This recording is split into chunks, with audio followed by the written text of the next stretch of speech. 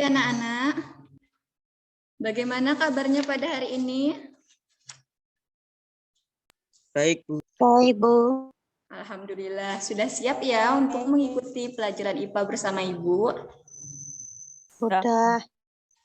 Oke, sebelum kita memulai kegiatan, alangkah lebih baiknya jika kita berdoa terlebih dahulu.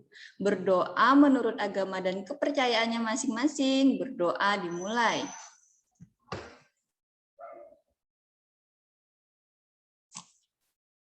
Berdoa selesai. Anak-anak, walaupun kita masih belajar menggunakan virtual seperti ini, karena kita masih dalam pandemi COVID-19, nah kita harus tetap semangat ya anak-anak. Anak-anak harus tetap semangat belajarnya, tetap jaga kesehatan, dan tetap terapkan protokol kesehatan selama ingin berpergian. Pada minggu kemarin kita sudah mempelajari materi apa saja ya nak? Siapa yang masih ingat? Suhu dan kalor. Oke Revan, terima kasih. Ya, tepat. Kita sudah mempelajari suhu dan kalor, lebih tepatnya lagi tentang suhu dan pemuaian ya. Dari dua materi tersebut, adakah anak-anak yang masih bingung mengenai materinya? Tidak, Bu. Oke, berarti materi kemarin semuanya sudah Ibu anggap sudah paham ya ini. Ini adalah gambar orang yang di dekat api unggun. Nah, anak-anak ketika di dekat api unggun, apa ya yang tubuh kita rasakan? Hangat, Bu. Ya, tubuh kita akan merasakan hangat. Oke. Tubuh kita akan terasa hangat jika kita berada di dekat api unggun ya. Oke. Nah, mengenai hubungan antara tubuh kita di dekat api unggun itu terasa panas, dan dengan materi kali ini karena adanya perpindahan kalor dari api ke tubuh kita. Nah, lebih lanjutnya kita mengetahui dulu apa sih tujuan pembelajaran IPA dengan materi hari ini. Nah, tujuannya itu anak-anak itu nanti mampu untuk menjelaskan pengertian dari kalor. Lalu anak-anak mampu mengidentifikasi berbagai jenis perpindahan kalor. Dan anak-anak dapat menentukan contoh perpindahan kalor dalam kehidupan sehari-hari.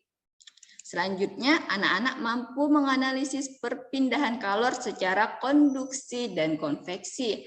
Nah, untuk tujuan yang keempat ini nanti akan Ibu bagikan LKPD di WA group ya.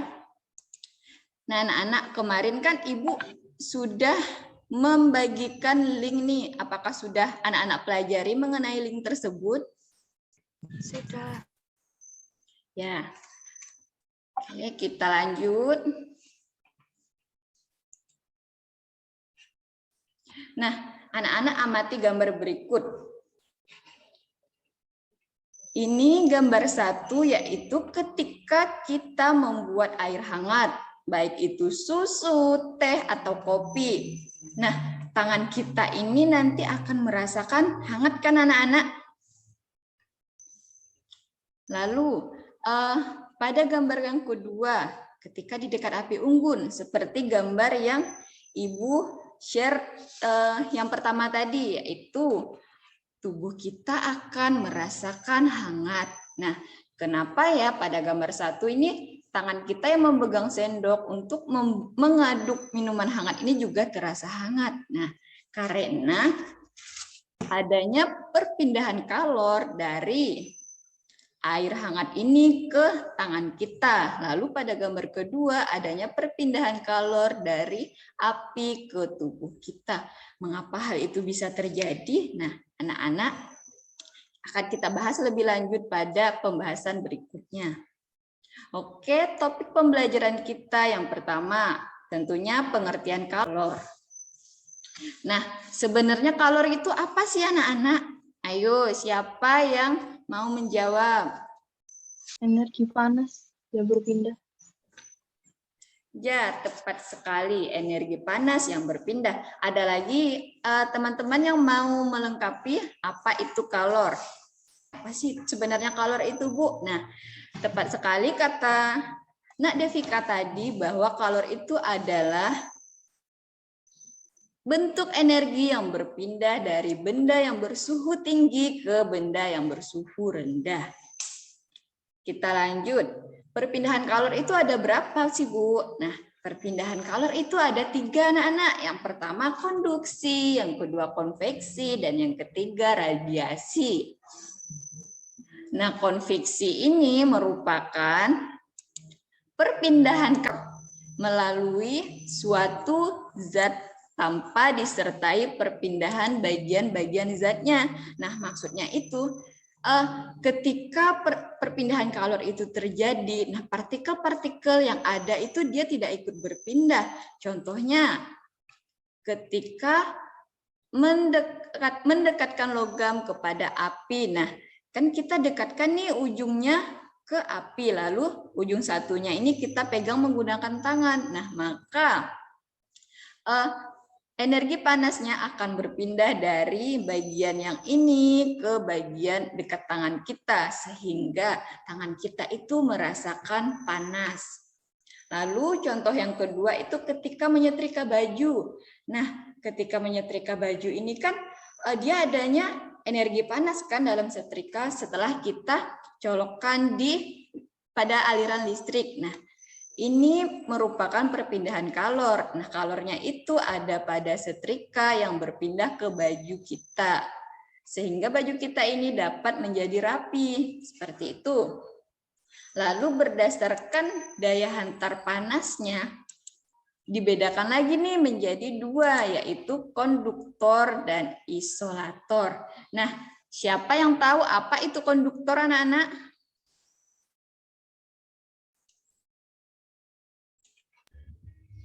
Konduktor dapat mengantarkan panas, isolator tidak dapat mengantarkan panas. Siapa tadi yang menjawab?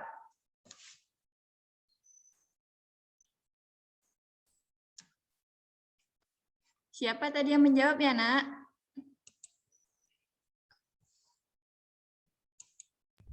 Rosyid, Bu. Oke, Rosyid. Tepat sekali ya jawabannya. Konduktor adalah benda yang dapat menghantarkan panas. Nah, dan isolator itu merupakan benda yang tidak dapat menghantarkan panas dengan baik. Lalu, apa saja sih contoh konduktor dan isolator? Nah, contoh konduktor itu adalah besi, tembaga, aluminium, perak. Dan ada lebih banyak contoh lagi. Nah, konveksi ini adalah perpindahan kalor dengan perpindahan bagian-bagian zat. Nah, konveksi ini terjadi pada zat cair dan zat gas. Dan perbedaan massa jenis. Contohnya itu ketika kita merebus air. Nah, ketika merebus air ini kan setelah dia mendidih ada gelembung-gelembungnya seperti ini ya, Anak-anak. Nah, dinamakan perpindahan konveksi karena dia disertai dengan perpindahan partikelnya. Coba anak-anak amati gambar ini.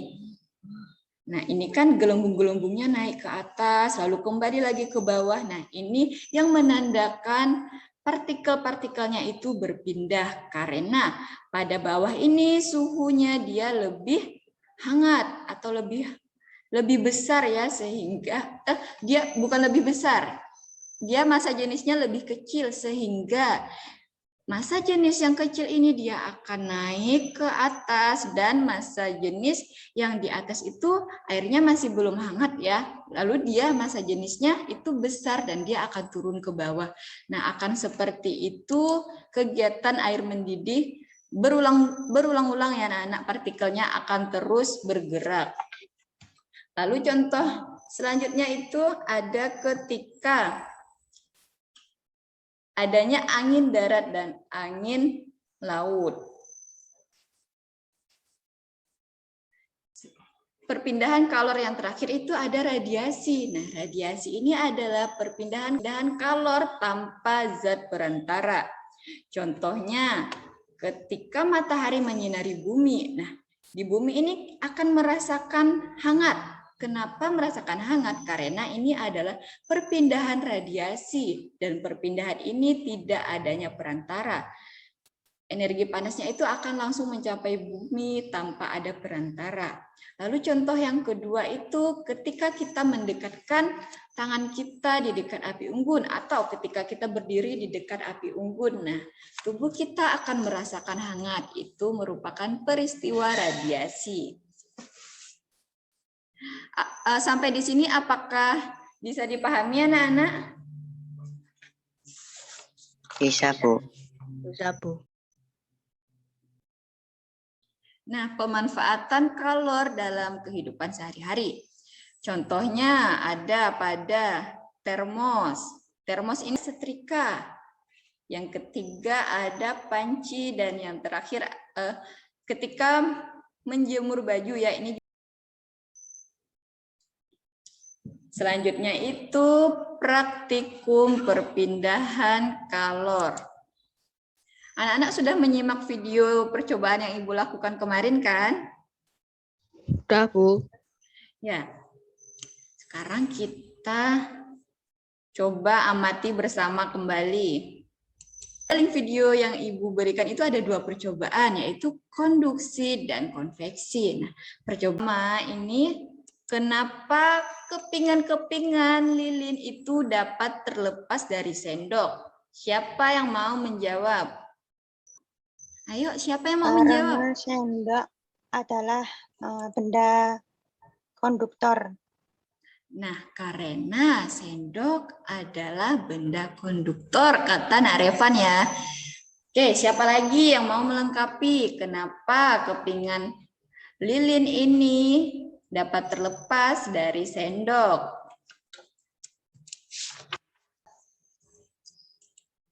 Ketika Ibu memasukkan es batu ke air hangat, mengapa warna yang ada di air hangat itu dia bergerak? Sudah. Nah, oke, Ibu ulangi. Pewarna makanan yang ada di dalam air hangat ketika dimasukkan es batu, dia akan bergerak ke air. Apakah bisa dipahami anak-anak? Bisa, Bu. Oke.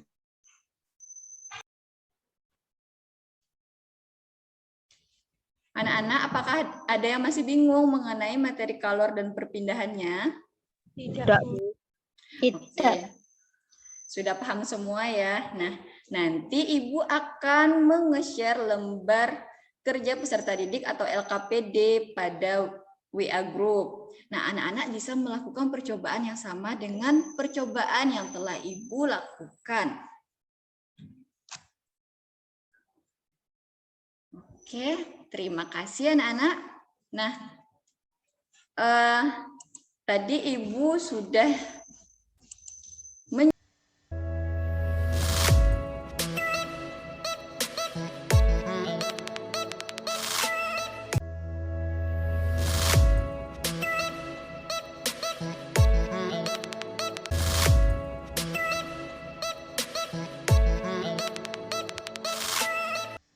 menjelaskan mengenai kalor dan perpindahannya. Dari materi tersebut kan anak-anak sudah paham nih. Nah, Ibu ingin mengevaluasi atau menanya kepada anak-anak mengenai kalor. Kalor itu apa ya, Nak?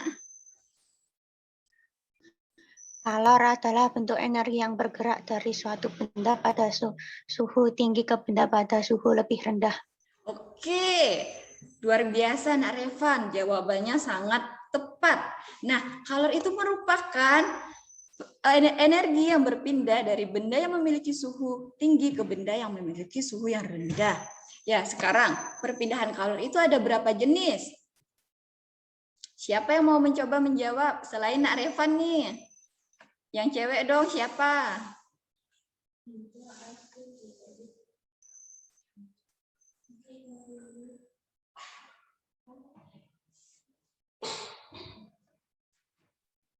Nak Keisha mau mencoba menjawab perpindahan kalor itu ada berapa ya, Nak? Ada 3, konduksi, konveksi, radiasi. Oke, tepat sekali. Perpindahan kalor itu ada 3, konduksi, konveksi, dan radiasi. Oke, anak-anak, siapa yang mau menyampaikan kesimpulan mengenai materi kalor dan perpindahan ini? Kita simpulkan bersama saja ya untuk mempersingkat waktu kita. Nah, kesimpulan dari materi ini yaitu kalor merupakan energi yang berpindah dari benda yang bersuhu tinggi ke benda yang bersuhu rendah. Lalu perpindahan kalor itu ada 3 jenis, yaitu konduksi, konveksi, dan radiasi. Cukup sampai di sebelum kita akhiri, marilah kita mengucap syukur alhamdulillah dan berdoa. Berdoa menurut agama dan kepercayaannya masing-masing, berdoa dimulai.